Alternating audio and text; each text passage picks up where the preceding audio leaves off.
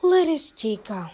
Ikaw ang answered prayer sa lahat ng dasal ko mula nung bata ko. Ganito ang naging mensahe ng aktor na si Dori Pangilinan sa kanyang girlfriend na si Bel Mariano matapos nilang maglaro ng lie detector drinking game sa kanilang bahay. At chismis lang ito, ha?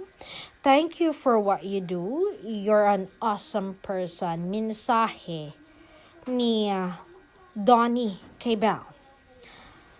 At dagdag pa niya, sabi ko naman palagi, simula nung naging tayo, ikaw yung answered prayer sa lahat ng dasal ko mula nung bata ko. Wika ng aktor.